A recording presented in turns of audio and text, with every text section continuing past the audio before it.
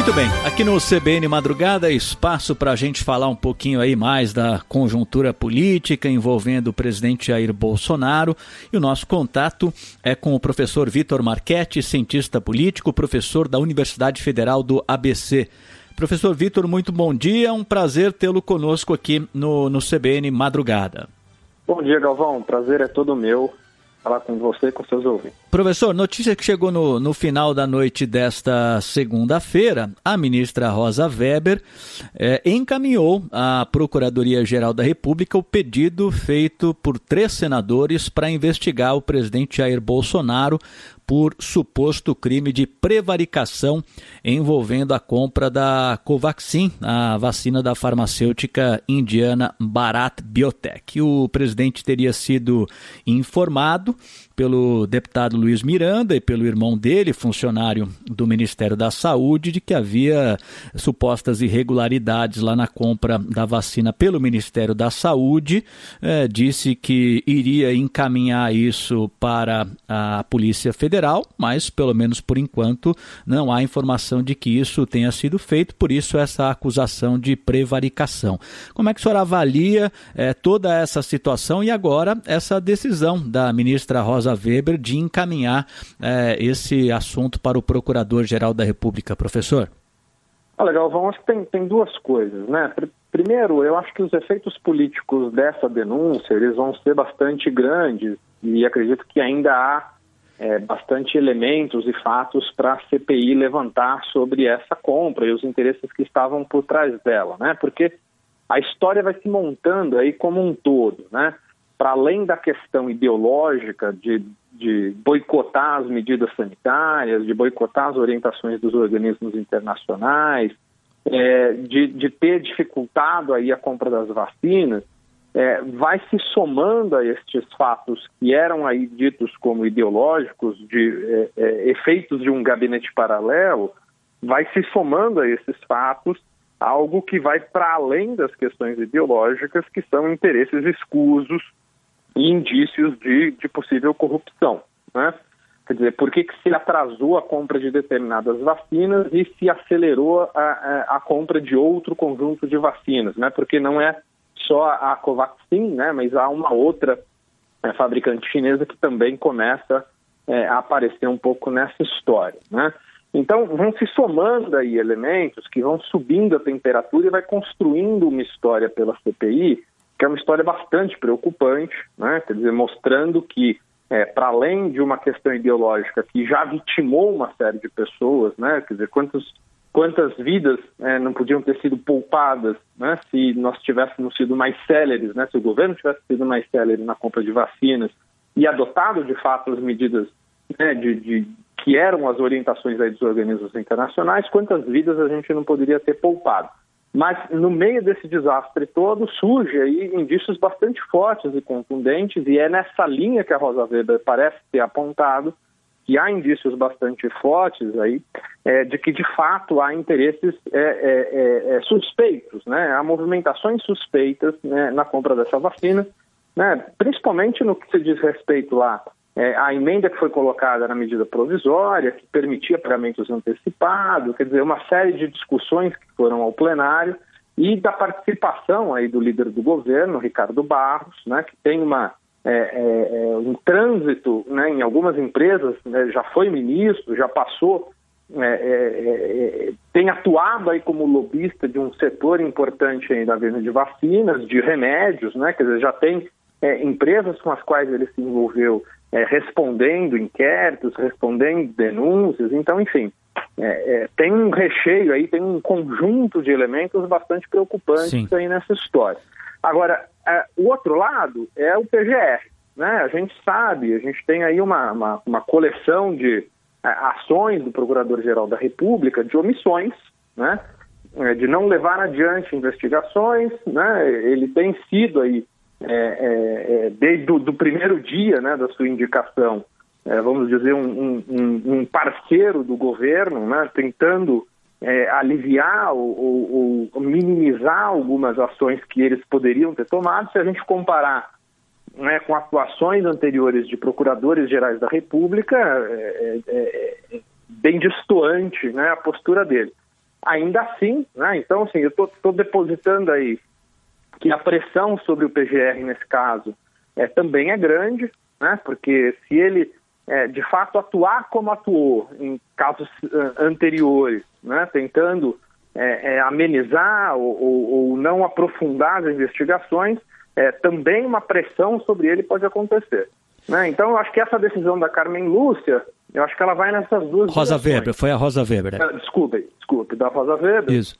Ela vai nessas duas direções, né? Quer dizer, ela aumenta a temperatura política, né? Então, acredito que aí os próximos passos da CPI, né, o aprofundamento das investigações, vai dar um pouco esse termômetro das relações políticas e, por outro lado, traz aí para dentro da arena política, né, essa atuação do PGR que já tem sido bastante questionada há algum tempo. Certo. Tendo em vista esse histórico do PGR, que eu concordo, o senhor acha que existe a possibilidade de uma ação em tribunais internacionais? A gente tem ouvido isso já, de levar o caso para o Tribunal de Haia. O senhor acha isso factível, professor Vitor Marchetti? Olha, no Tribunal de Haia, principalmente a questão dos indígenas, né, das populações indígenas, é o que já está no Tribunal de Haia, né?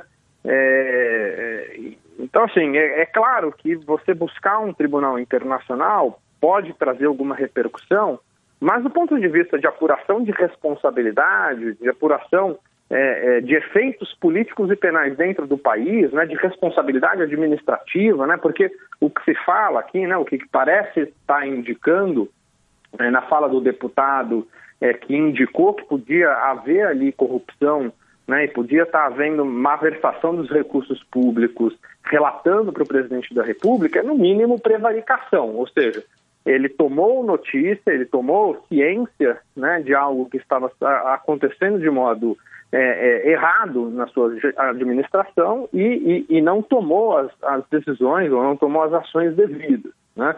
Quer dizer, um tribunal internacional, claro que tem um impacto, tem uma importância, né? Mas geralmente são processos muito longos, né? São processos muito demorados, né? E que possivelmente nós teremos aí desdobramentos nacionais antes de termos aí uma atuação ou uma decisão que venha de um tribunal internacional que possa ter repercussão aqui no país.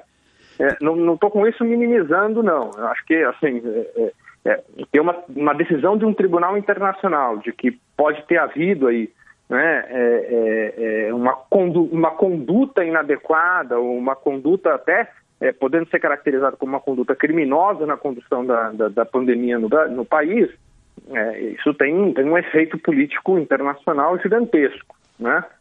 Mas antes disso, me parece que as questões internas vão ferver ainda mais. Certo. Por mais que o PGR, né, nesse momento, ou até aqui, né, tenha atuado como, vamos colocar aí como um parceiro, né, do governo federal, ou tenha atuado de modo bastante mais moderado e comedido, e por que não dizer omisso, né, em diversas questões, sobre ele também virá uma pressão grande, né, porque diante de indícios fortes, né, ele se omitir, ele também vai sofrer pressões da sua própria categoria. Claro. Né? A instituição Ministério Público, né, ela é formada aí por uma diversidade enorme, né, de procuradores que certamente vão começar a produzir pressões sobre o PGR para que ele possa atuar de modo, vamos dizer, mais republicano, né? O que se espera, de fato, de um poder que ganhou uma autonomia grande de atuação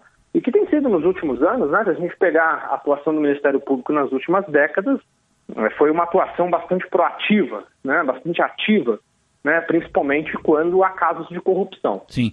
Então, se já não bastasse aí, vamos dizer, uma má condução da pandemia, né, por questões ideológicas, contra as máscaras, promovendo aglomeração, boicotando vacinas, agora temos aí, vamos dizer, a cereja do bolo, né, que é um caso de corrupção. Né? Então, se há indícios de corrupção, o PGR, se omitir num caso desse, ele vai estar aí incorrendo numa grave omissão, e isso pode subir muito a temperatura né, da sua própria classe. Certo. A gente está conversando aqui no CBN Madrugada com o professor Vitor Marchetti, cientista político, professor da Universidade Federal do ABC. E a repercussão no Congresso Nacional, professor Vitor? Tem aí uma articulação para a entrega de um super pedido de impeachment ao presidente da Câmara, Arthur Lira, reunindo, né, mais de 120 pedidos de impeachment contra o presidente Jair Bolsonaro. E aqui a gente lembra ao ouvinte CBN, em março, final de março deste ano, quando o Brasil atingiu 300 mil mortes pela Covid-19, o presidente da Câmara, Arthur Lira, que foi eleito com apoio do presidente Jair Bolsonaro, disse que estava apertando um sinal amarelo contra os erros do governo do presidente Bolsonaro na pandemia. Disse o seguinte: não vamos continuar aqui votando e seguindo um protocolo legislativo com o compromisso de não errar com o país se fora daqui erros primários, erros desnecessários, erros inúteis, erros que são muito menores do que os acertos cometidos continuarem a serem praticados. E aí ele vai adiante, abre aspas aqui: os remédios políticos no parlamento são conhecidos e são todos amargos, alguns fatais. Palavras do Arthur Lira no final do mês de março. Na sua opinião, professor Vitor Marchetti, em que medida essa atual situação e esse super pedido de impeachment aí pode levar a mudança no quadro? Olha, crimes de responsabilidade que poderiam ensejar aí a abertura de um processo de impeachment não faltam, né? Quer dizer, este super pedido, ele é uma reunião de diversos crimes de responsabilidade e crimes de responsabilidade novos, que ainda não estavam, não tinham sido objetos de nenhum pedido de impeachment.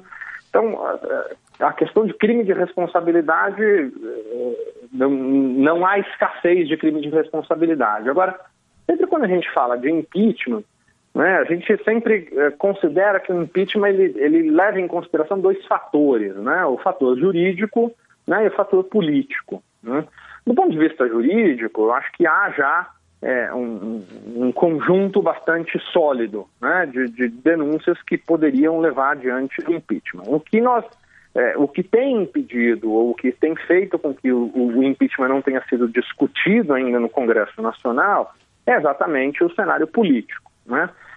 Desde o Rodrigo Maia, né, que era presidente da Câmara dos Deputados e não era um aliado de primeiro momento do Bolsonaro, né, inclusive virou um desafeto ao longo do seu mandato do presidente Bolsonaro, o Maia já considerava que ainda não tinham as questões políticas, né, colocadas o suficiente para que um processo de impeachment pudesse ser discutido pelo plenário, né? E quais são essas condições políticas, né? Fundamentalmente, crise econômica, manifestações populares e escândalos de corrupção. Quer dizer, basicamente esse tripé, né, que a ciência política, analisando aí processos de impeachment no país e fora do país, considera como elementos cruciais, né? Agora, olhando para o escândalo da Covaxin, olhando para o tamanho da crise econômica, social, sanitária que está cada dia mais se avolumando no país. E olhando aí o começo de uma retomada de manifestações contra o governo federal, né, já foram duas, né, se não me engano, e já tem mais uma terceira agendada aí para o próximo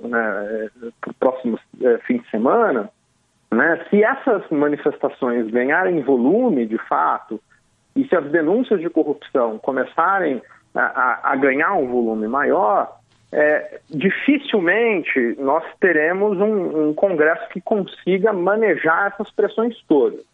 Acontece que a gente tem que lembrar aqui, Galvão, que esse Congresso ele foi, de alguma maneira, bastante privilegiado ou prestigiado do ponto de vista orçamentário, né?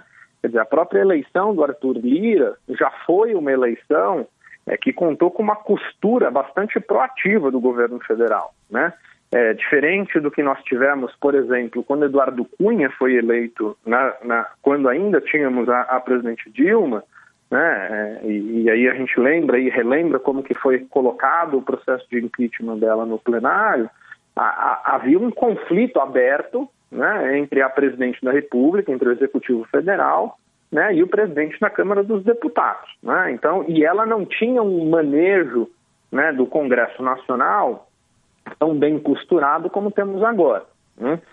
Agora, esse manejo que está colocado agora, esse orçamento que segura o tal centrão, né, e que faz com que o Arthur Lira não coloque em votação, ele pode se desfazer a partir do momento em que esses três elementos que eu acabei de citar forem ganhando mais corpo, né, forem ganhando mais volume, né?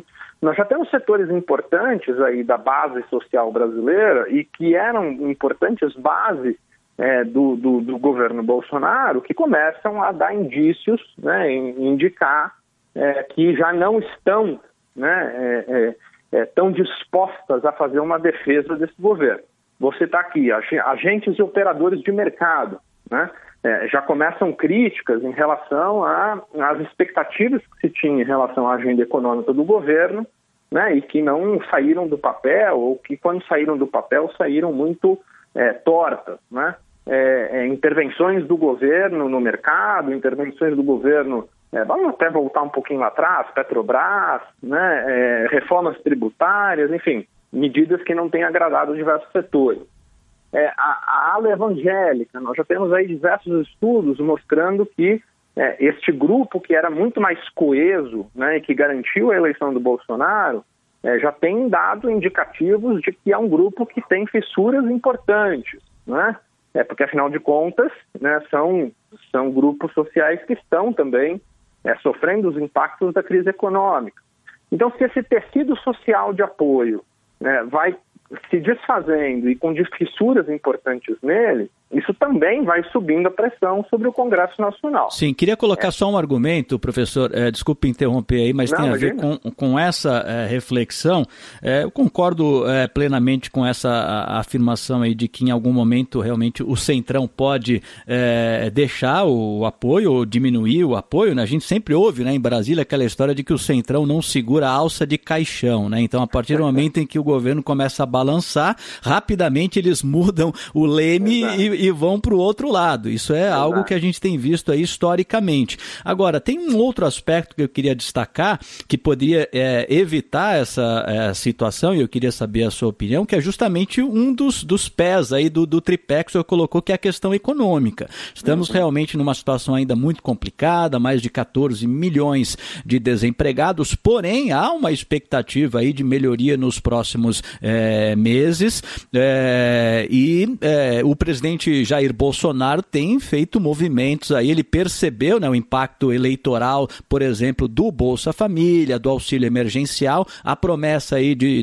nos próximos dias ser anunciado o novo Bolsa Família. Então a pergunta que eu deixo para o senhor é a seguinte: em que medida esse novo Bolsa Família e uma melhoria da atividade econômica com a perspectiva aí de redução da pandemia, aumento da vacinação, isso não pode ser uma tábua de salvação neste momento para o presidente Jair Bolsonaro? Eu colocaria ainda um outro elemento, Galvão. Quer dizer, os analistas econômicos têm apontado aí que a gente pode viver, a partir do segundo semestre e o ano que vem, uma melhoria dos preços das commodities, né? E isso é uma base importante da economia brasileira, o que poderia injetar recursos e satisfazer determinados grupos que são grupos importantes, como, por exemplo, o agronegócio brasileiro, né? Quer dizer, que teria aí melhores condições do ponto de vista da exportação. Então, quer dizer, o cenário econômico, de fato, ele pode trazer alguma melhoria, né? Porque uma população mais com uma ampliação, né, da vacinação, um retorno das atividades econômicas, tudo o que nós vamos assistir a partir de agora, Galvão, tem a ver com o compasso de espera para as eleições de 2022. Quer dizer, a velocidade com que essas denúncias forem apuradas e a velocidade com que o governo vai ser capaz de entregar coisas concretas, porque a bem da verdade é que o governo tem entregas de políticas públicas, entregas concretas, né, muito pequenas, né?